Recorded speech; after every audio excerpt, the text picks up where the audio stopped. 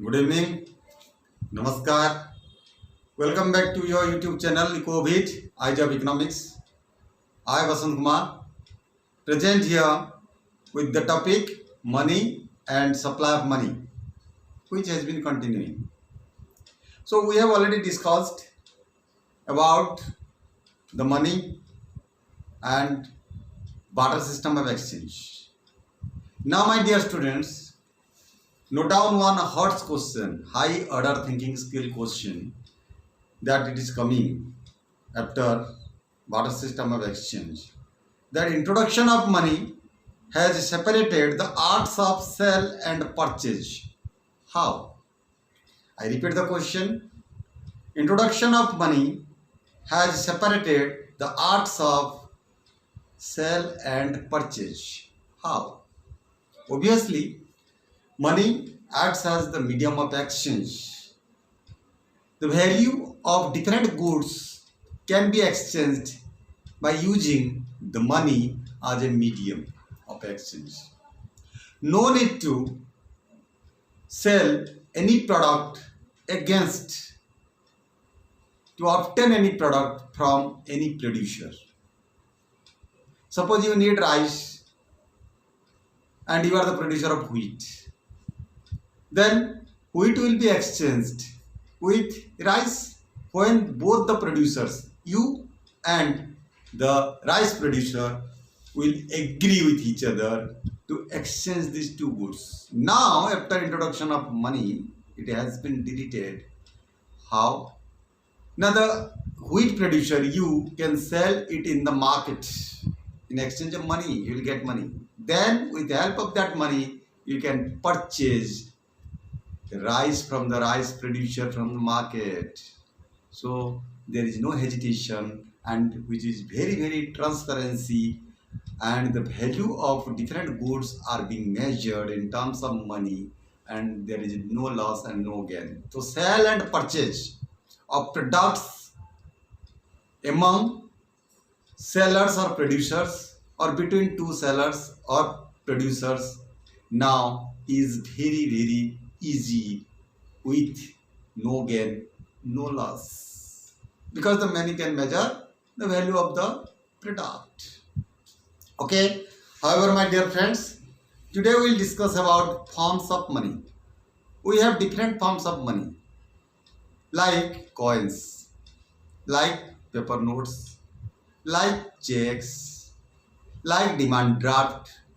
Then, in accordance with all such forms of money which are available in our economy, it is categorized into different parts in the term of economics.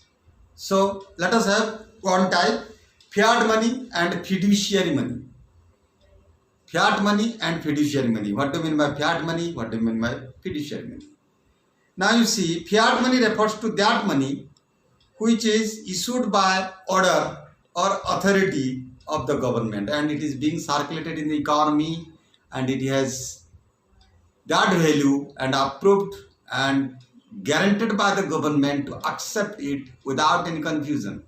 Suppose you will give 1 rupee coin to anybody else. Suppose you purchase a toffee of 1 rupee. Then when you will purchase one toffee, then you have to pay 1 rupee, and that shopkeeper has to accept that 1 rupee because it is the order by government and authority. So that is known as fiat money. Then fiduciary money. Fiduciary money is that money which is accepted as a medium of exchange because of the trust between the payee and the payer. There is a mutual understanding between pay and payer with a certain amount which is supposed to be paid by the payer and which is be gained by pay. So now, suppose for example, Negotiable Instrument Act. In legal term, it is known as negotiable instrument. For example, check. Suppose you want to pay 5,000 rupees to your friend in form of check through bank. Then you can pay, and you are the payer and pay is your friend, then he can withdraw through the bank and from the counter of the bank with the help of that check issued by you to your friend. So that is fiduciary money. Right? So now full-bodied money and credit money. Full-bodied money and credit money. Full-bodied money means that full-bodied money refers to the form of money which is made by different metals which is worth equal to the number mentioned or denomination mentioned on that form of money. During the British era in India, Britishers had introduced silver coin. The metal which was used to manufacture the coin, according to the denomination, was equal to the value of the metal. That means if it is 10 rupees coin, then the metal used, that is silver, worth of 10 rupees also. If you can sell that 10 rupee coin, then you will get definitely 10 rupee if the number or denominator is deleted from the coin. So that the internal worth is equal to the external worth. That means face value and the metal value are both equal with each other. So that is known as full-bodied money. Then credit money. Credit money refers to that money which money value is more than commodity value. Suppose 10 rupees paper note. So the cost of that paper which is made to manufacture, to make that 10 rupees currency, paper currency, the value of that paper is not equal to 10 rupees. The value of that paper is lesser than the quantity mentioned on that paper, 10 rupees. That means the denomination number is greater than the material of that 10 rupees. So that is known as credit money, my dear students. So now let us note down some high order thinking skill questions. I am dictating. Distinguish between money value and commodity value of money. Fiat money and fiduciary money. Can you think, number 2 question, can you think a situation when money plays no role whatsoever? Then question number 3, why people hold notes and coins when it is clear that the intrinsic value or commodity value of notes and coins is almost negligible. So let us discuss the question number 1. Distinguish between money value of money and commodity value of money. Money value of money refers to the value which is inscribed on a coin or written on a paper note. Thus, money value of a paper note is what is written on it. It 100 rupees, 500 rupees, etc. With a 500 rupee note, you can buy goods and services worth 500 rupees in the market. For example, 500 notes in 500 is deleted or damaged, it is not visible. You cannot sell that paper at the cost of 500. Right? So until and unless the number is there, remain there and note is secured and safe, then you can purchase from the market worth rupees 500 of any commodities as per your choice. Then commodity value of money refers to value of the commodity like metal which are used to manufacture that denomination that the money is made of.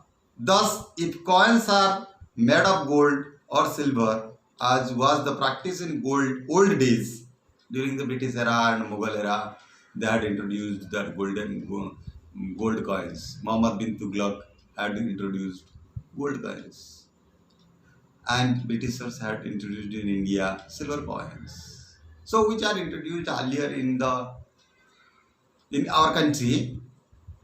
You might have studied in history.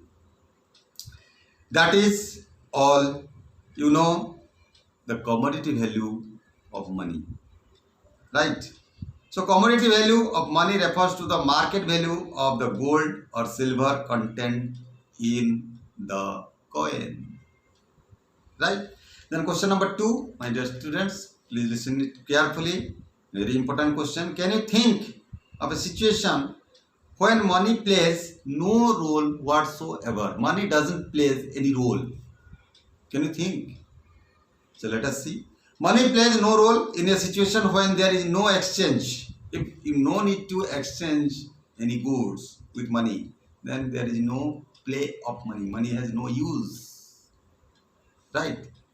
So you have thousands of rupees in your pocket, but there is no such goods available in the market.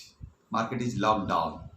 During pandemic, I might have observed and witnessed that you have money at your home in your pocket, but there is no shop in the market. Then how can you use that money at this time during COVID-19 pandemic? So money sometimes had no role, no value, because it had lost the exchange power. So my dear friends, this is very important. So you can take example of COVID-19 to explain this question and justify it.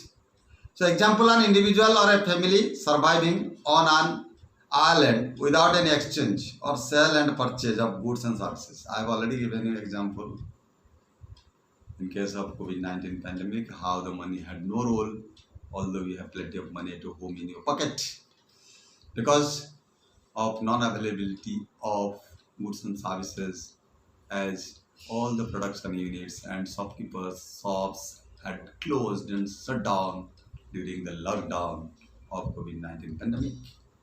Okay, my friends, next question was, why people hold notes and coins when it is clear that intrinsic value, commodity value of notes and coins is almost negligible? Okay, commodity value is not on priority. Then why the people are holding notes and coins? Because notes and coins are legal tenders permitted by the government in association with the Ministry of Finance.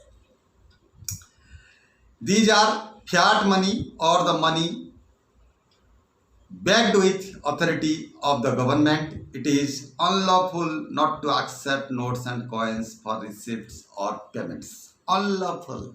It will deny any currency approved and permitted by the government in any economy, then it is unlawful. You have to accept when you are selling and purchasing.